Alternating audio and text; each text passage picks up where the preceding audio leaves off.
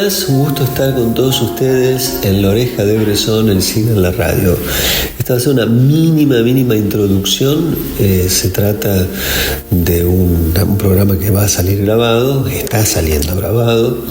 Le agradezco al querido Ulises Hoyos, que es la persona que siempre me ayuda para este tipo de momentos cuando yo no puedo estar ahí en vivo. Saludo a Sofía, saludo a Lucas, saludo a Susana, que vendrá cuando esto termine. Así que siempre están conmigo, aunque no estoy en este momento con ustedes, y creo que es mutua. Saludo también a la audiencia, muy bienvenida. Dicho esto, vamos a tener el encuentro con tres jóvenes que sé que van a dar que hablar a lo largo de sus trayectorias. Son los miembros del comité editor de la revista En Otro Orden, revista de cine, una revista que se organiza en torno a 4 tópicos: ensayos, experiencias, actualidad e industria. Es una revista que está en el corazón de la ENARC, pero no es estrictamente una revista institucional. Juega con esa institución porque hay alumnos que participan de esta revista juvenil de cine que tiene una seriedad y una prestancia, porque son textos realmente notables, y una idea de cine y una confianza en el discurso crítico frente al cine, y el cine no es el cine, es también frente al mundo. Es realmente de las muchas revistas recientes que se están publicando en Argentina, y sobre todo de las generaciones que tienen entre 20 a 30 años, esta es una revista absolutamente distintiva. La revista se llama En Otro Orden. Nos vamos a encontrar con Santiago Damiani, Francisco Guerrero y Sol Masaedo. Así que directamente pasamos a la entrevista. 1, 2, 3, así. ¿Te perdiste un programa? Que no te pase. La Oreja de Bresson online en soundcloud.com/La Oreja de Bresson. Bueno, como habíamos dicho, estamos aquí con 3 integrantes. 3, no 2, 3. Eso tiene un secreto de fondo. Estamos con Santiago Damiani, con Francisco Ferrero y con Sol Masaedo. Son miembros, editores de una revista extraordinaria. Va a su primer número, pero ya su primer número indica una distinción dentro del panorama de revistas de cine, no solamente de la generación a la que pertenece. Estamos con críticos de cine de 23 a 20 a 25 años, y es una revista más que promisoria, y ya hay un segundo número en ciernes, y aquí están. Muy bienvenidos. Muchas gracias por invitarnos. Sí, Roger, un placer. Gracias. Bueno, me gustaría que hablemos un poco, repasemos el primer número.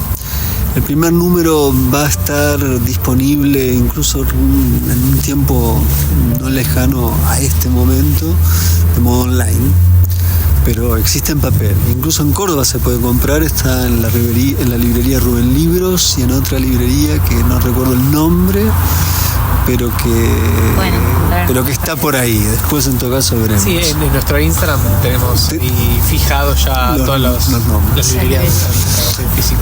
Primero que nada, me parece que ustedes es una revista que tiene una organización distinta a otras. O sea, cuando uno mira el índice hay 4 sectores de organización textual, ¿no?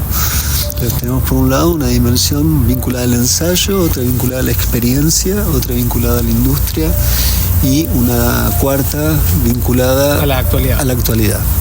O sea, y si bien hay como un punto de partida, un centro que es el cine argentino, del presente y del pasado, o sea, hay una línea constante entre el pasado y el presente, tampoco dejan de lado el cine contemporáneo. Pero además establecen una diferencia, o en todo caso reconocen influencias, o reconocen, no sé si padres, pero sí rastros de su formación, pero a la vez dan a entender que van a tomar distancia de esas, que puede ser la vida útil, que puede ser una revista, incluso Taipei, que de alguna manera ustedes se formaron en parte ahí, nombran Con los ojos abiertos, nombran algunas revistas más.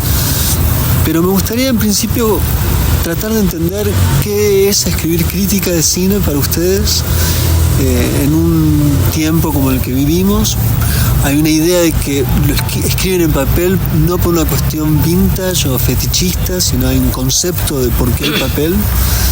Y sobre todo, en el momento histórico que vivimos, ustedes tienen una posición muy precisa sobre eso. Si pueden hablar un poco de esto. Bueno, en principio la elección del papel sí es eso, no tiene que ver con una cuestión anacrónica, sino que simplemente nos pareció el formato natural con el que había que sacar los textos. No creo que por lo menos en la revista estamos todos de acuerdo de que nos interesaba mucho el objeto en sí. Eso era para nosotros era importante saber que la gente podía tener ese número, que no era algo efímero, que no era una review perdida, una opinión así nomás, sino como, bueno, efectivamente hacer como... Podríamos en algún punto decir que estábamos buscando hacer una aparición fuerte, digamos. Creo que eso se nota en el número. Así que eso por un lado, porque el físico. Y después, bueno, creo que cada uno de los tres tendrá como su respuesta en cuanto a qué es la crítica, por qué escribe. Creo que en el caso de nosotros lo vemos como una cuestión de cómo llevar todos esos momentos que tienen que ver con el visionado de las películas, más allá de lo que uno puede entablar en una charla, ¿no? Creo que hay algo que si puedo definir a la revista es grandes momentos de charla que hemos tenido a lo largo de los años, tanto con San, después con Sol y el resto de la revista, es tratar de englobar esos grandes momentos en donde decimos, che, acá... No sé, tuvimos algo que se nos ocurrió y que quizás no vemos que están en otros lados o no dicho con estas palabras, tratar de amalgamarlo en distintas cuestiones. Y como nuestro campo de análisis, de expertise, digamos, es principalmente el cine, no podíamos dejar de ligarlo con un montón de estímulos que consideramos en paralelo, ¿no? Creo que una gran influencia que tenemos, o por lo menos para mí sobre todo, a lo que charlamos un poco en la charla del doc, que fue que nosotros no necesariamente tenemos una tradición que se vincule, por ejemplo, con polémicas o con influencias como El Amante, digamos, o revistas de cine que hayan venido antes que nosotros, en el sentido de influencias claras como punto de partida, ¿no? No sé, por ejemplo, San estudia sociología, yo vengo de la UNA, entonces quizás tenemos una tradición que no en términos de escritura, pero sí de problemáticas más vinculadas a la academia. Por ejemplo, a mí en cuestiones del cine argentino me interesan algunas cuestiones desde ese ámbito, y creo que hoy más que nunca nos está interesando mucho el tema de la crítica literaria. Entonces creemos que hay un montón de cuestiones y de problemáticas que se han tratado históricamente en ese campo, que nos parecen muy homologables a la crítica de cine, como para pensar cuáles son los problemas que tenemos hoy en el cine, en la cultura en general, y cómo implementarlas en la crítica de cine. Eso es lo que yo podría decir con respecto a qué interpreto de la crítica hoy. Sí, yo creo que la crítica, sobre todo la aparición de una revista en papel bajo esta especie de efervescencia social, cultural de revistas que estamos viviendo en la ciudad de Buenos Aires, sobre todo de revistas en papel, creo que hay una voluntad de intervención, como decía Fran, de aparición, como... Al tener una revista es tener algo para decir y entender la crítica, no como... Hoy hablábamos un poco en la charla del DOC, en el DAC, de siglas se trata, sobre el diálogo y la oportunidad de aparecer y de decir algo. Tener una revista es decir algo, no solamente es un video de YouTube, un resumen o incluso un video ensayo en YouTube, sino una cosa más ligada al parar la pelota y desentrañar lo que hay detrás de las películas, detrás de la historia, detrás de la literatura, detrás de la música, detrás de un montón de estímulos que nos aparecen como ligados al cine como experiencia estética, como arte y como medio, como industria, y en ese sentido nos parece que hay que asumir una voluntad generacional de cambiar un poco el panorama frente a un ataque a la cultura y al arte, y ni hablar a la vida misma y a las condiciones de vida y a las experiencias de vida que nos parece necesario dar un volantazo. Y en ese sentido nos parece que la revista tiene un soporte muy claro en el que nos permite llegar a eso con un mayor detenimiento, no que se scrollee, no que quede en un like, no que quede en un retweet, sino como que todo eso puede servir para difundir, pero que la gente pueda, como se hace con los libros. Los libros son distintos formatos, es otra la voluntad que tienen, pero la revista tiene una voluntad de intervención sobre el presente, y no hay nada más, yo creo que no hay nada más contracultural hoy en día que esa lógica contraalgorítmica de mantener las cosas no fosilizadas en el papel, sino justamente como una forma de acercarse con mayor detenimiento y con ¿por qué no? Con cierta esperanza de cambio.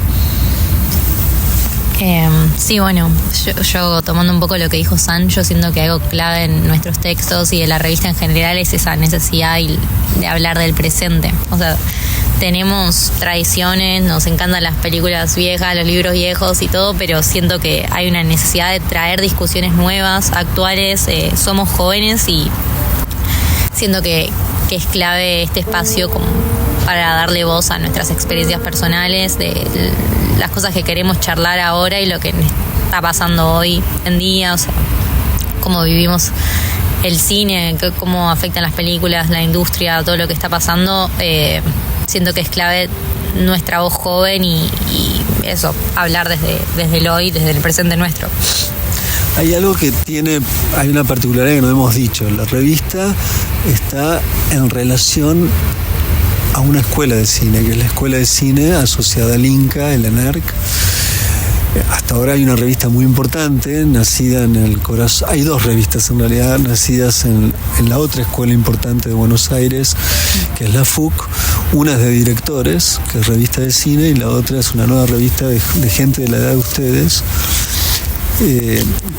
Y ustedes tratan de pensar ahí no solamente la cuestión estética, sino hay una atención puesta en los modos de producción, por ejemplo, ¿no? Hay una idea de repensar la industria desde la crítica cinematográfica, como que no fuera eso un problema de orden justamente de productores, del orden económico, sino que ese orden económico implica un concepto estético, en todo caso determina la estética, o un poco más que la estética, una visión del cine. Y eso es llamativo y a la vez es raro, porque es una revista que no es institucional, pero que reconoce la pertenencia a ese espacio de formación en cierta medida, porque tampoco son estrictamente alumnos de la NER. ¿Pueden hablar un poco de esa relación, por momentos ambivalente, un poco imprecisa, pero sin duda enfática, porque eso está en la apertura de la revista, es enfático? Bueno, eso es una jugada que tuvimos desde el comienzo, ¿no? Como esto, queríamos volver a traer el problema del cine industrial en Argentina, la palabra industria, qué significa tener una industria, para una crítica que ha sido ajena a esa clase de términos, un poco como mencionabas, o sea, queda muy del lado de lo institucional o muy del lado de lo técnico y nunca se enfatiza un poco en eso, ¿no? No solamente en la industria actual, sino la historia de la industria, considerar cuáles fueron los estudios que hubieron en Argentina, qué pasó con esos estudios, cuál es esa tradición perdida, digamos, que no implica solamente un modelo de cómo se producen las cosas, si es más chico o es más grande, sino que también implica un cierto ensanchamiento en cuanto a las imágenes posibles de un cine, por ejemplo, de ficción, digamos. Y, o sea, naturalmente hay un montón de cine y un montón de imágenes de ficción que solo son posibles bajo un sistema industrial, no en el sentido de películas grandes, sino en el sentido de presupuesto. Yo creo que eso es algo que ninguna crítica renovadora, ni los 60, ni los 90, menos ahora, yo creo que estamos acostumbrados a una crítica joven que hereda discusiones viejas de los 90 en vez de proponer unas nuevas. Nunca se ha pensado eso, nunca se ha vuelto a pensar, una industria acá, ¿cómo se reactiva una industria? Teniendo en cuenta que nunca podemos volver a pensar en los 40 como, bueno, hagamos Lumitón de vuelta, no. Pero ¿cuáles son esos sentidos de lo industrial que podemos pensar hoy en día? Digo, si sigue estando un poco en el sentido común de estudiantes de cine y la crítica que es posible hacer una renovación como la de los 90, digamos, que todos pueden hacer el Pampero, que todos pueden hacer, no sé, digamos, un sistema independiente que no dependa de grandes estructuras, lo que termina minando lo colectivo y por ende posibilidades nuevas de imágenes a un sentido de gran escala. Bueno, ¿por qué no volver a pensar de vuelta a la industria como una posibilidad productiva, estética para nuestro cine? Y creo que nosotros nos pongamos a pensar eso ahora, que hay un desbaratamiento cultural de una manera bestial, que ya viene hace un par de años, pero digo, claramente se potencia con el gobierno de Milei. Bueno, es una pregunta que surge más que nunca. Creo que también era entre las jugadas que nos interesa tener con respecto a la industria, es eso, es que cómo introducimos la industria en un discurso estético, cómo sacamos la industria de esta cosa fosilizada, anticuada, de que solamente, no sé, que digamos que solamente Puenzo puede hablar de industria, no nosotros como jóvenes, construir nuevos estudios, construir una idea de que no sacar al cineasta de una catalogación de filmmaker, etcétera. Y hacerlo desde la NERC, que por lo general es tomado como el espacio de la escuela de la industria, digamos, a esta altura de ser ya la escuela del streaming, porque no hay, la educación está enfocada en una industria que no es argentina. Bueno, me parece que es algo que es un buen puntapié tenerlo como es ese lugar, ¿no? Entender que no vivimos en una época de autores por un lado y técnicos por el otro, sino que es una época de mezcla, de mejunje, de todo. Y entender al estudiante de cine no como un mero técnico, sino como una personalidad que puede tener una capacidad crítica, no en el sentido que si alguien quiere ser director de fotografía o director de arte tenga que necesariamente estar haciendo crítica, pero ciertamente el ejercicio de la escritura crítica es llevar ese pensamiento que uno tiene al elaborar imágenes a lo escrito, con mayor o menor sofisticación, pero nos parece interesante sentir que la NERC, como bueno, justamente la responsable, digamos, del cine comercial, de las imágenes masivas, lo que fuera, entienda cuál es esa responsabilidad con su tiempo y en relación con su pasado.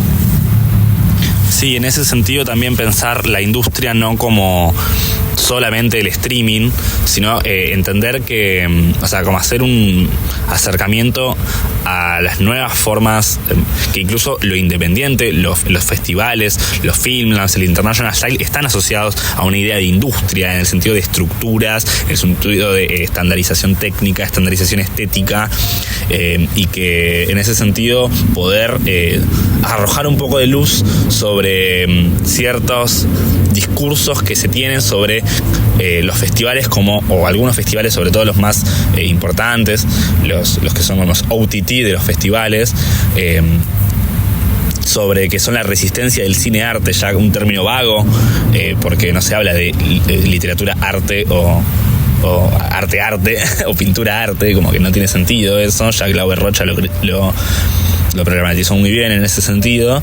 Me parece que poder en esos términos, textos como El regreso de la termita o Para quiénes son los festivales de cine, de Pietro Bianchi y de Denis Lim, respectivamente, son textos que nos sirvieron como marco teórico para pensar la industria de los festivales como una industria paralela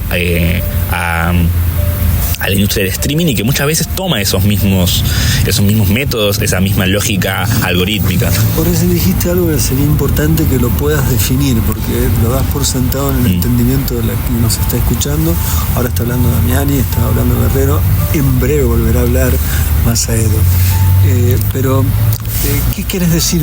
Yo sé lo que quieres decir, pero quiero preguntarte que lo puedas definir en tus propios términos. Un término que usó alguna vez Nicolás Prividera es el concepto del International Style. Y el International Style yo lo entiendo como una estandarización estética, temática y técnica en torno a muy anclada a lo regional, a lo que se espera de lo regional, porque ya es difícil hablar de cines nacionales hoy en día, en torno a lo que se impone, sobre todo en términos o en un sentido unilateral, colonialista, de Europa hacia Latinoamérica. Eso está muy claro en lo que se espera del cine latinoamericano en Europa, lo que triunfa del cine latinoamericano en Europa, mismo con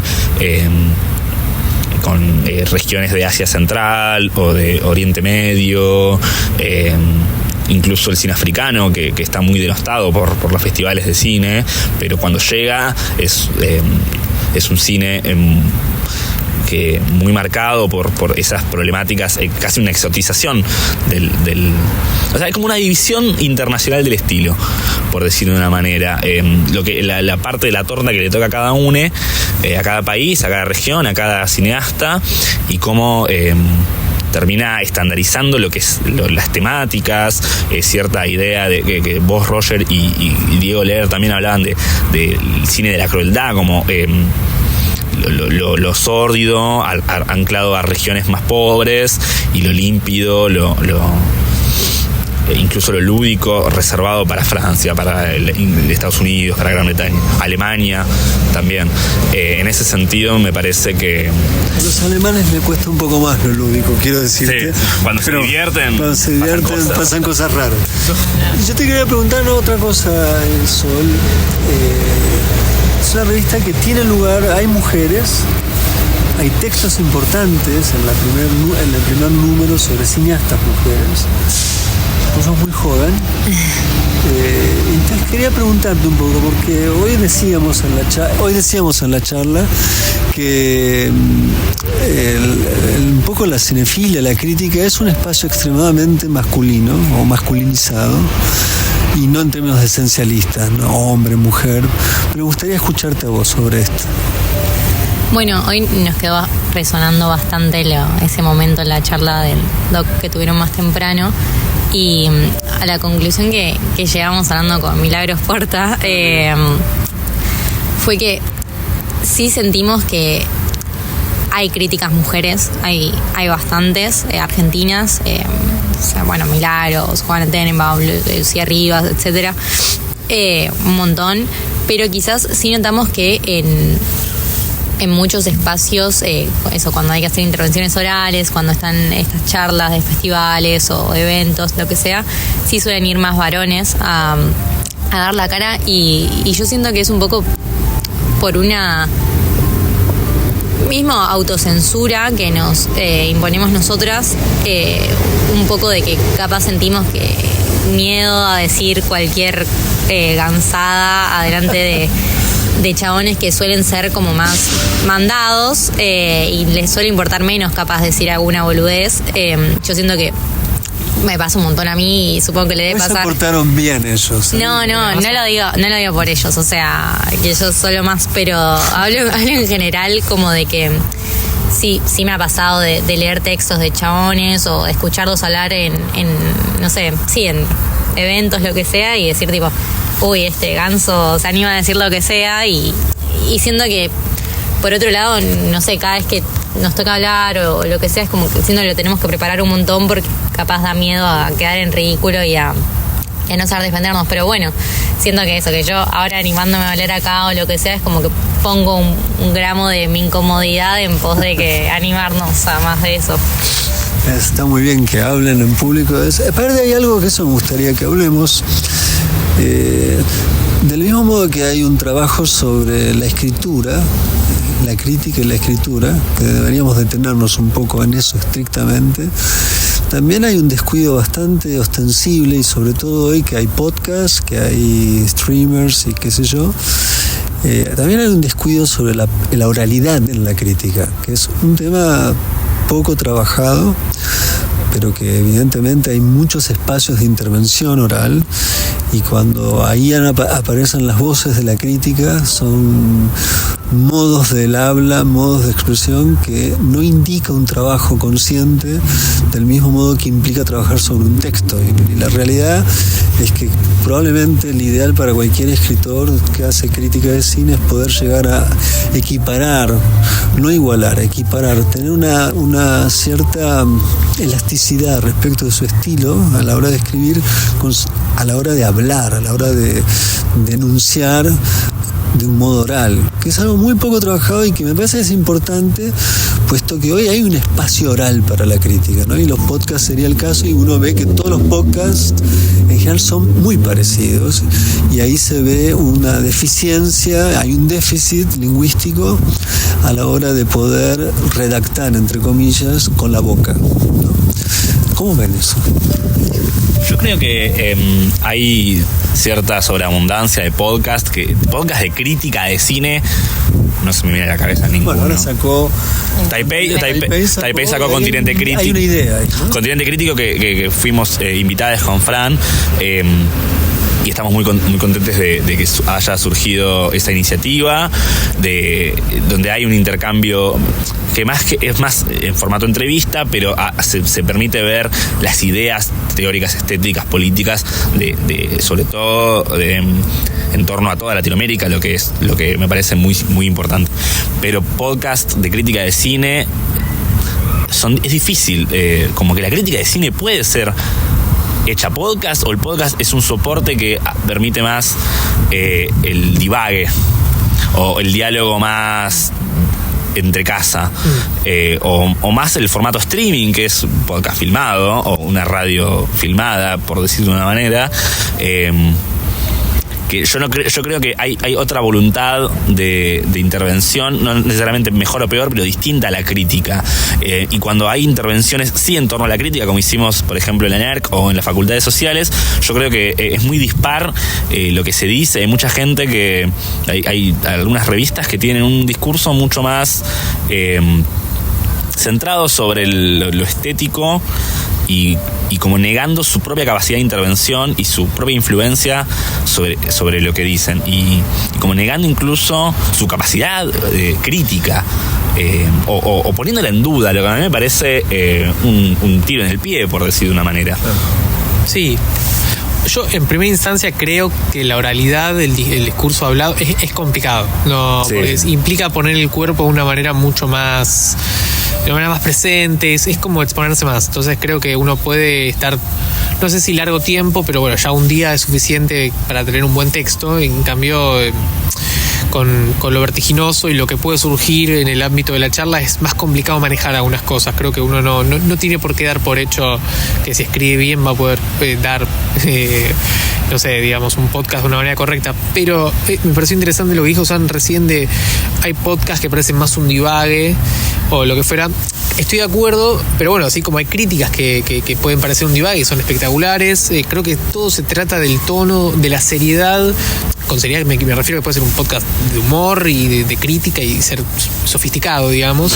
Creo que es un trabajo muy distinto. No, supongo que debe ser como dar clase, digamos. Es como uno puede estar atento a lo que lee, a lo que escribe, pero es complicado a la hora de ponerlo de manera oral. Creo que nos pasa a nosotros que ahora estamos empezando a aparecer en público, que es como, bueno, no es tan fácil de golpe exponer las cosas de las que uno escribió. O sea, no es tan obvio quizás. Y por otro lado, los podcasts, comparto, hay una sobreabundancia de podcast, de streaming, de todo. Creo que todos quieren formar parte de una ola que crece a nivel mediático. O sea, me parece inevitable, sobre todo con cierta democratización que está habiendo con el cine. Digo, la posibilidad de ver películas de manera incansable. Entonces, eso creo que habilita la posibilidad de que haya muchas más charlas, pero sí, creo que uno no debería dar por hecho que al escribir también puede hablar en persona. Digo, me pasa a mí, nos pasa a nosotros. Así que vamos a hacer una pausa musical. Como todavía no elegí la música, digo, va a haber una pausa musical. Al terminar el programa voy a decir qué era lo que escuchamos. Entonces voy a hacer un pequeño corte, escuchamos este tema y nos reencontramos con los voy a traer con apellidos, para así le damos más profesionalidad, con la señorita Masaedo, con el señorito Damiani y con el señorito Guerrero. Son 3 miembros de la revista En Otro Orden, y vuelvo a insistir, es una revista distinta dentro del panorama de la crítica cinematográfica, no solamente desde el punto de vista de la generación que representan, sino de las revistas de cine que en la actualidad se publican en este país. Vamos al tema y al regresar la segunda parte, y vamos a hablar un poco del número que habrá de venir durante, diríamos, primavera. Después de la pausa lo sabremos.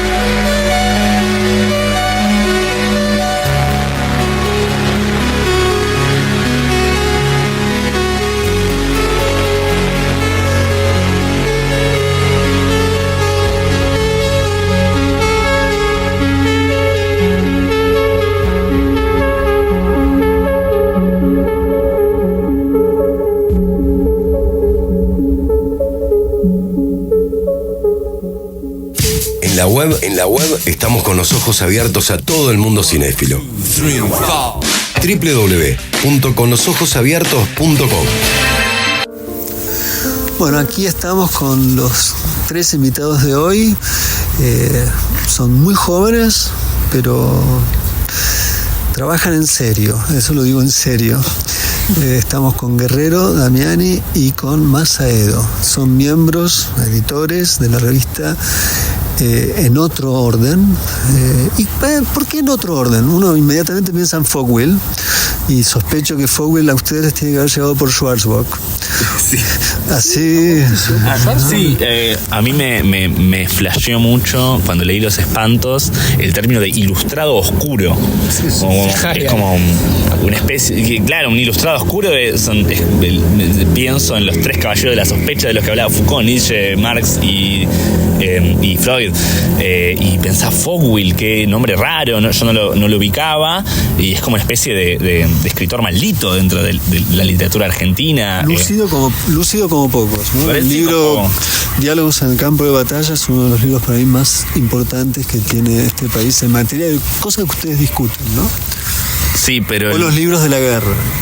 Sí, no, los pichiciegos es una cosa trascendental directamente, pero la novela que elegimos es una que a mí al menos la edición de Interzona me fascina la tapa, que es Perón con 2 chumbos, sonriendo, además con la sonrisa.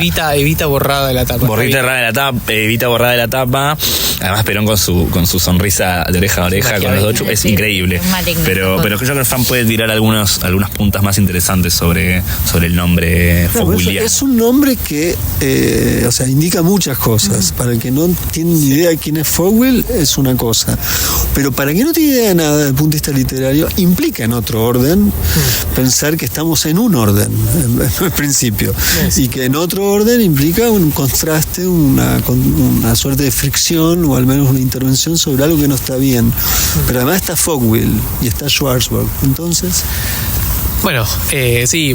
Partiendo un poco de esto de quien no sabe nada y de golpe se encuentra como en otro orden, bueno, sí, sin duda, creo que una de las grandes charlas que hemos tenido siempre, casi que desde que nos conocemos, es que no estamos satisfechos con cierta mirada crítica y desde el mundo del cine, digo, de las películas mismas, no sé, yo creo que seguramente seguimos bajo el aura del nuevo cine argentino, y que nosotros creo que ya cumplió su ciclo hace rato, por más que eso no esté de una manera manifiesta en la realidad, y un poco nos interesa eso, digamos, sin negar, obvio, no es un gesto necesariamente parricida, para nada, pero sí es como, bueno, necesariamente las cosas tienen que avanzar y tiene que haber una ruptura, eso es desde ya, digo, en todo arte, en toda disciplina que se jacte de tener un aspecto relevante en el ámbito cultural, tiene que tener su renovación.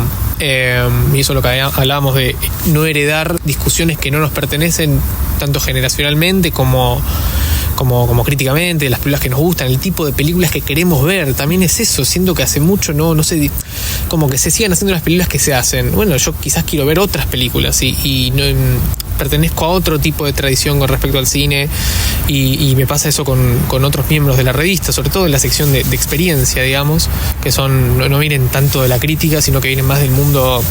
Bueno, estudian cine conmigo en la NERC, y de golpe encontrás textos lucidísimos con respecto a cines que no están del todo valorados, y decís, bueno, pero hay como, que no se malentienda, pero hay como un aspecto positivo no haberse visto empapado por discusiones anteriores. Entonces eso me parece muy valioso. Después, con respecto a Fowl, bueno, yo no llegué por Schwarzbock, en mi casa siempre estuvo Muchacha Punk de mi vieja, es una edición hermosa, y bueno, primero que nada me enganché con eso. Después fue como un poco complicado encontrar el nombre. Sí. Entonces dijimos, bueno, nos encanta Fowl, ahí vuelve el vínculo con la crítica literaria, la literatura. Dijimos, bueno, algo con Fowl, tiene que hacer algo con Fowl, porque bueno, otros textos que nos han gustado mucho para poner en contexto son las herencias del proceso, ¿no? O sea, textos muy, muy picantes a nivel político, a nivel sociológico, culturales. Sociólogo, donde básicamente está diciendo, mirá que hay operaciones que se están realizando a nivel cultural casi de manera inconsciente con respecto al pasado reciente, que era el de la dictadura. Los textos son del 84, los publica en El Porteño, con cosas pesadas, diciendo, como básicamente diciendo, no nos dejemos engañar por las supuestas trampas que trae la nueva democracia burguesa, digamos. Como no diciendo, lo que vivimos no fue terrible, sino no bajemos la guardia. O sea, lo que vos decías, Sandra, hoy también, ¿no? No bajemos la guardia aunque creamos que todo terminó, que la pesadilla terminó. Y creo que hay algo muy interesante de esa idea de la pesadilla sigue de otra manera, digamos.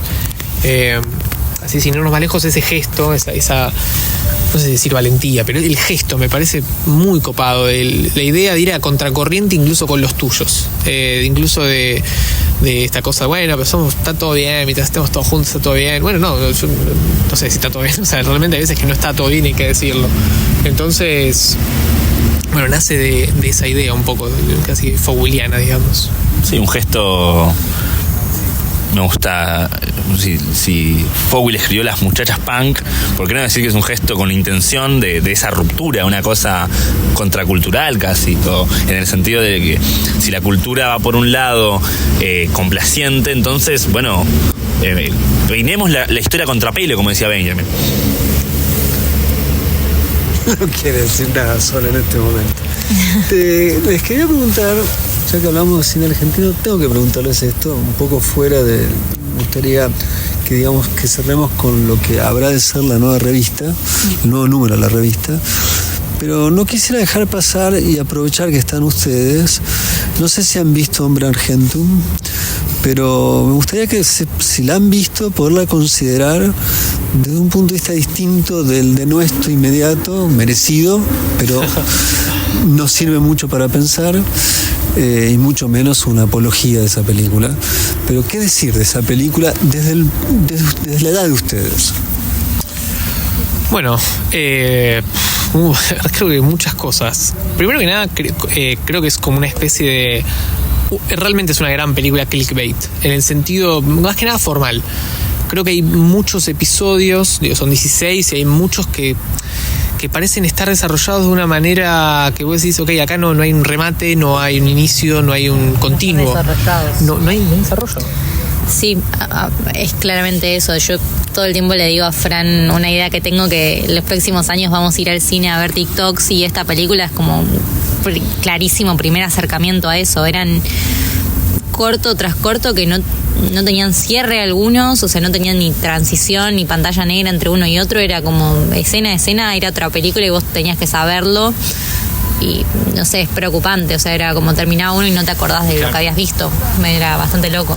Sí, yo por eso estoy un poco en desacuerdo con la comparación con Relatos Salvajes, donde había, podría tener sus problemas políticos. Yo no soy anti Relatos Salvajes como muchas otras personas, pero ahí había un sentido del lenguaje, de la voluntad por contar una historia, el sentido de los planos, una vocación por la imagen, una pulsión por el encuadre, que uno no está muy lejos de notar en Connie Duprat, digamos. Más allá de que parece que está bien bardearlos, pero no, realmente, o sea, no...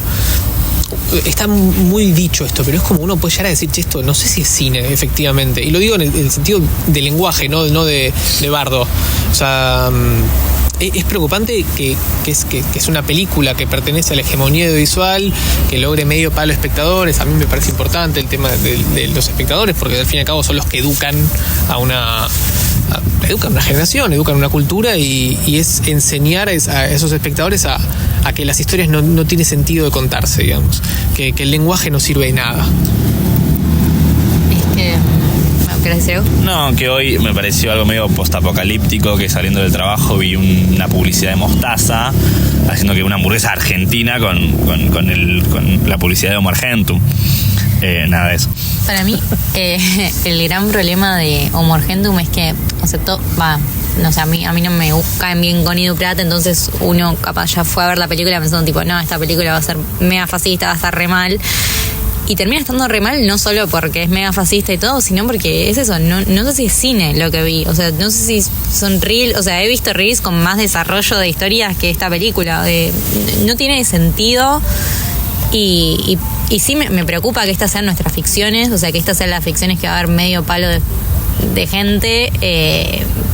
¿A qué vamos? O sea, esa es mi pregunta. O sea, ¿cuál es la próxima película que va a tener medio palo de espectadores en su primer fin de semana? No lo sé.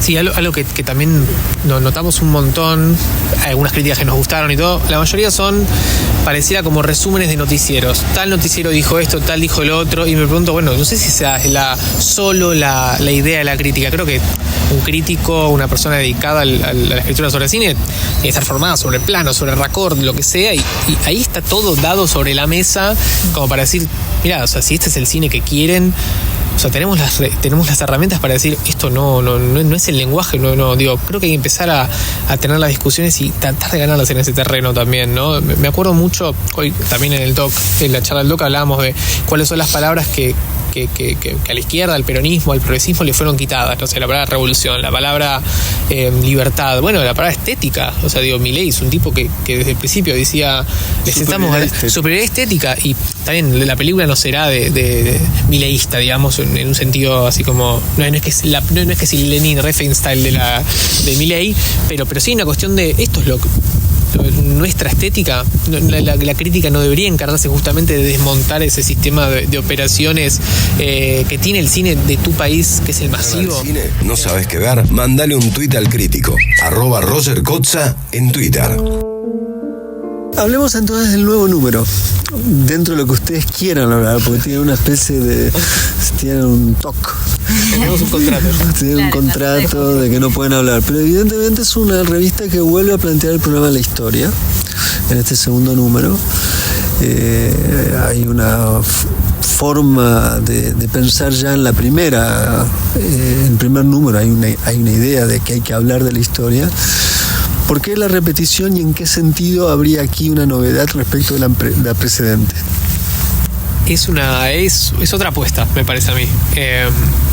Seguimos con la idea de vincularnos con la literatura, y el sentido de ficción y el sentido de crítica literaria, no solamente porque hablamos de ciertos cruces entre cine, series y no sé, los libros y los autores que nos han interesado para este número. Pero bueno, no, es tan simple como que no encontramos, bueno, ¿por qué no? Digámoslo, un goce en hablar de la historia. O sea, la historia para nosotros no es una cosa que nos pesa. O sea, no es algo que decimos, che, hay que hablar de historia, no, porque es importante. No, realmente nos gusta. Creemos que queremos transmitir ese gusto por la historia, porque es algo, la historia de nuestro país es fascinante, y creo que no, así aparte lo mezclas con el cine y con la literatura, es como que tenés un combo extraordinario. Por siempre, claro. Sí. Sí, yo creo que además nos toca muy de cerca, porque yo siempre pienso que el cine, la literatura también, pero el cine tiene una cosa de documento histórico, de filmar el presente y proyectar un tiempo pretérito en el presente. Hay como un emplazamiento de tiempos en ese sentido, y que la historia es un poco eso, me parece. Es como una... un emplazamiento, una mezcla, una superposición de tiempos constante, porque la historia no es lineal, la historia en ese sentido, como decía recién, iba a citar de nuevo a Benjamin, peinarla contrapelo, o sea, como que verla siempre con sospecha y con toda la distancia crítica que merece vivir un tiempo que no necesariamente es turbulento. La historia no son los grandes hechos históricos, sino la historia es la que estamos haciendo todos los días y que estamos viviendo cuando, por ejemplo, histórico fue el veto de la volteada del veto a la ley de discapacidad. En ese sentido, me parece que tenemos como, lo pensamos como, además de que no nos pesa y nos gusta, lo sentimos casi como una tarea política, de decir, no solo es necesario en un sentido de que quizás, un sentido de memoria, sino de que tomar en nuestras manos las tareas políticas que nos corresponden y que queremos dar. Son las luchas que queremos dar, qué batallas damos.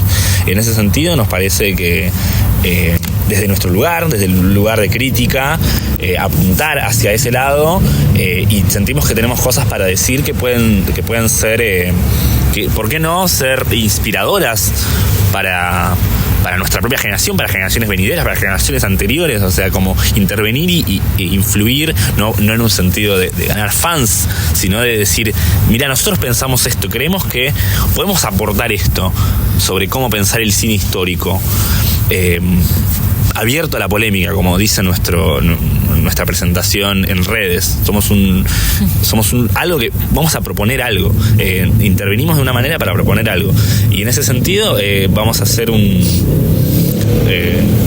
una sección dedicada a esos cruces secretos o no tan secretos entre la literatura, el cine y la historia, pero tampoco no olvidando esa voluntad de pensar la imagen hegemónica, como siempre dice Fran, en torno al cine, a la industria y sobre todo a un evento tan importante como fue el estreno del Eternauta. Veníamos caminando para acá y yo te decía, veníamos hablando así, sin ninguna agenda, digamos, y habíamos hablado de Radu Jude y habíamos hablado de Jia Shanke, dos grandes cineastas de nuestro tiempo y dos cineastas que evidentemente el presente y la historia están en una constante relación dialéctica, verdaderamente dialéctica y vital. No es una cuestión ni de nostalgia ni mucho menos de historiografía distante.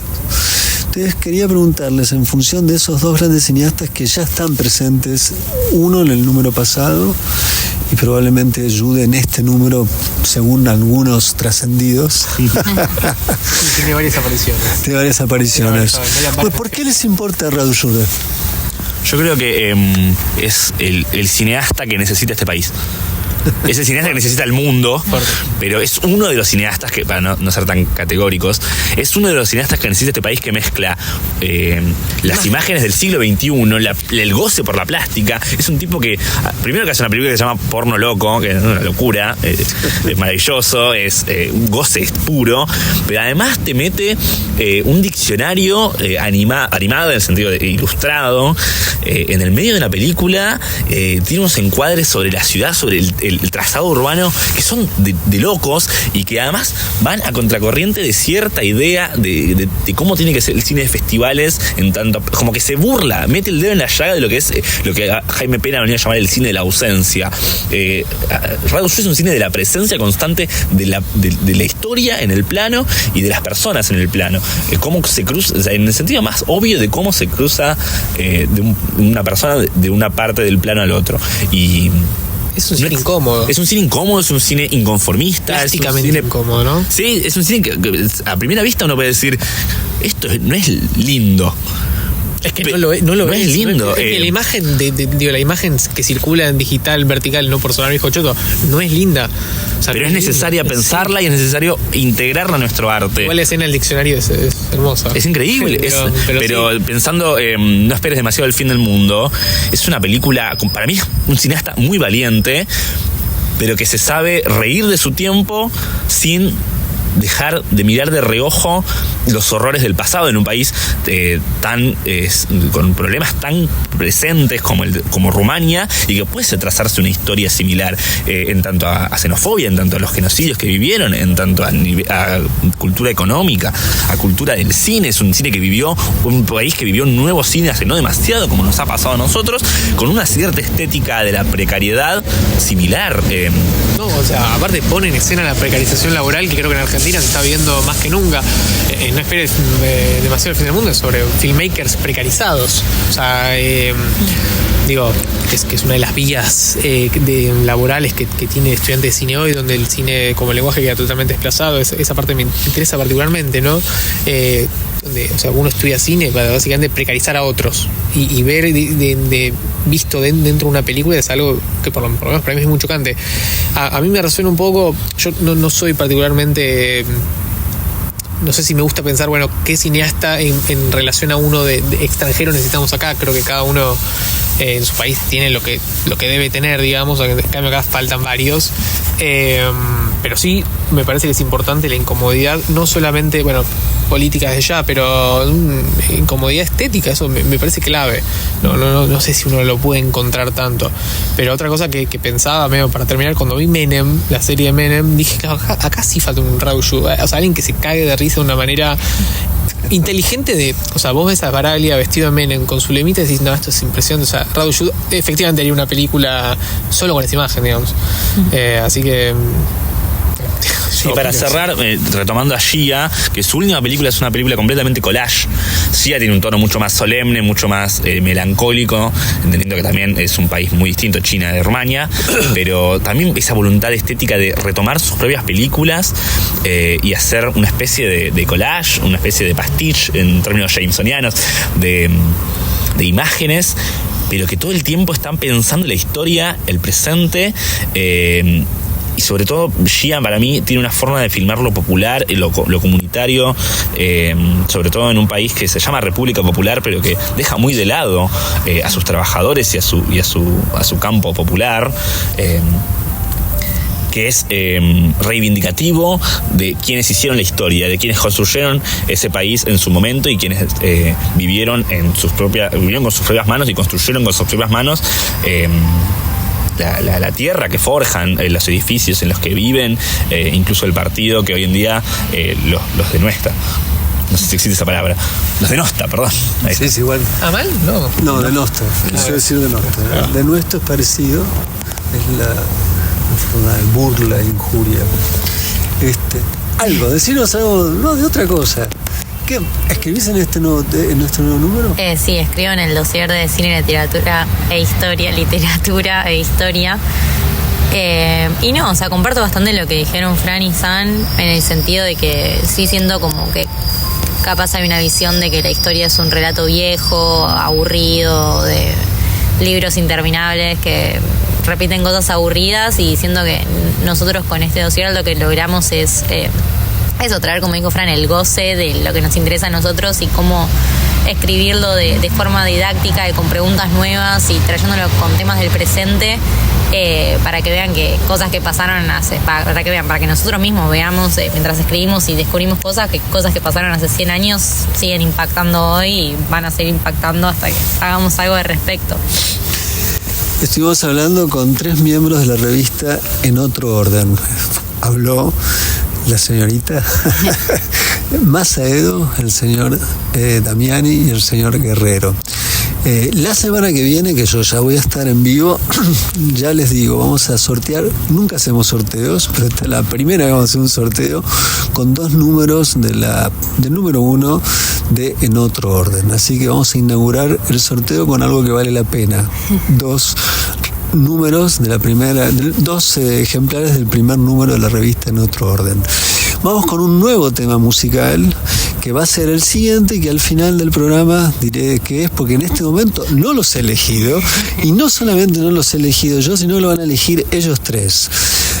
Así que vamos con el tema, y al terminar el tema me despido de todos ustedes. Muchas gracias y acaba el tema.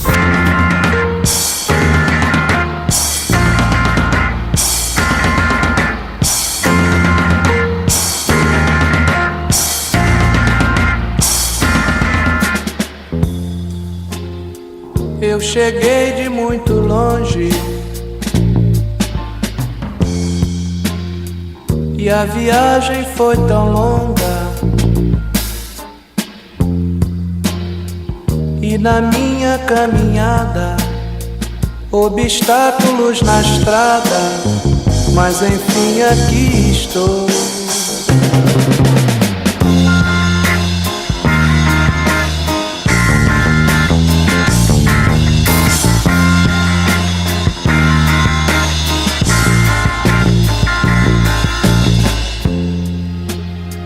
Mas estou envergonhado com as coisas que eu vi, mas não vou ficar calado no conforto acomodado como tantos por aí.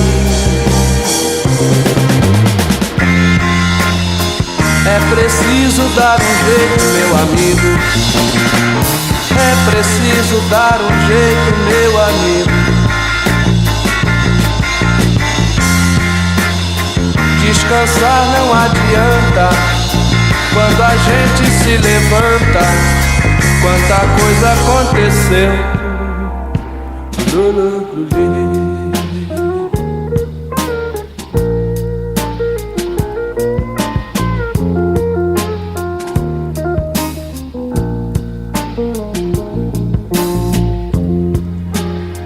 As crianças são levadas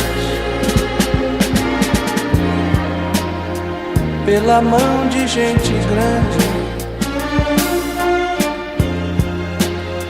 Quem me trouxe até agora me deixou e foi embora, como tantos por aí.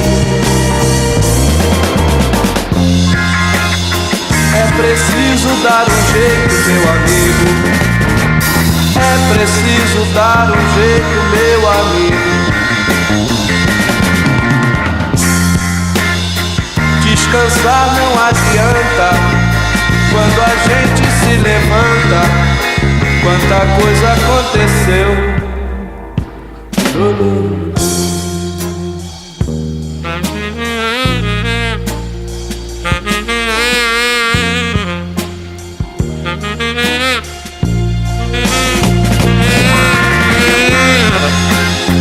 É preciso dar um jeito, meu amigo. É preciso dar um jeito, meu amigo. É preciso sim, é preciso sim. É preciso dar um jeito, é preciso dar um jeito, meu amigo. É preciso sim, é preciso dar um jeito, meu amigo. É preciso sim, é preciso sim. É preciso sim, é preciso dar um jeito, meu amigo. Interactúa con El Crítico en Facebook. Búscalo como Roger Cosa y empezá a ver el mundo con ojos de videotape. Los temas musicales que eligieron nuestros invitados fueron los siguientes. Primero escuchamos Detroit, de la banda de It Follows, gran película por cierto de terror. Y en segundo lugar, É Preciso Dar um Jeito, Meu Amigo, de Carlos Erasmo, que pertenece a la película Ainda Estoy Aquí, de Walter Salles. Esto es todo por hoy y hasta la próxima semana aquí en La Oreja de Bresson. La película terminó. Hasta aquí, La Oreja de Bresson. Hasta la próxima.